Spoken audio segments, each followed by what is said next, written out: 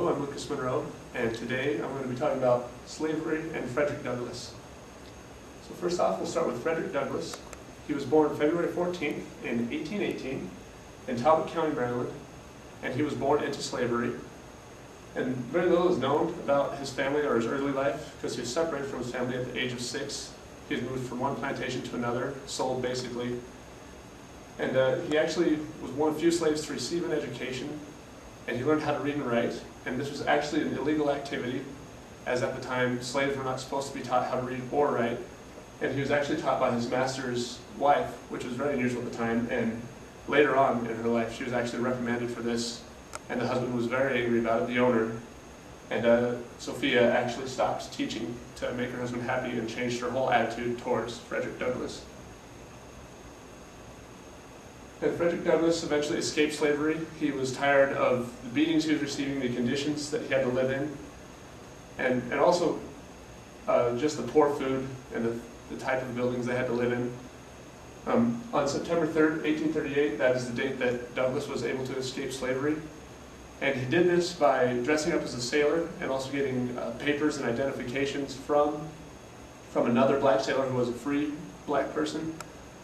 So he had that identification and those papers, and he just looked like he was a free black. He was able to board a train and eventually ended up in Massachusetts. Upon arriving in Massachusetts, he became an abolitionist lecturer, and an abolitionist, what that is basically a person who's anti-slavery, and also an author. And here's a picture of Frederick Douglass here, and this is his most well-known book. It is Narrative of the Life of Frederick Douglass, an American Slave. And several people have read this and continue to read it. It's one of the best records we have of what slavery was like, what slave life was like, and the conditions they had to live in.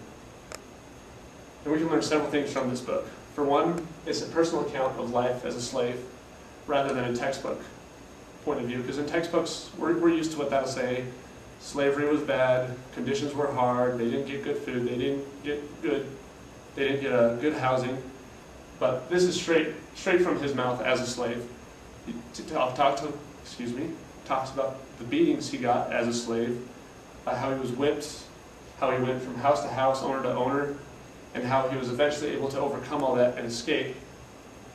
And it also shows examples of how slavery not only was detrimental to slaves and black people, but also how it affected society as a whole.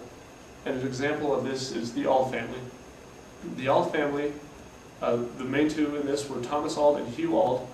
They were brothers, and they both at certain points owned Frederick Douglass.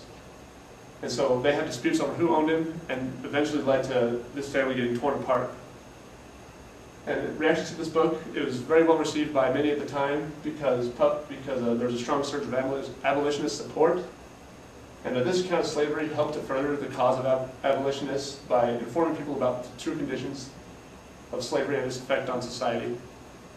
And tomorrow we'll continue a discussion of a narrative of the life of Frederick Douglass.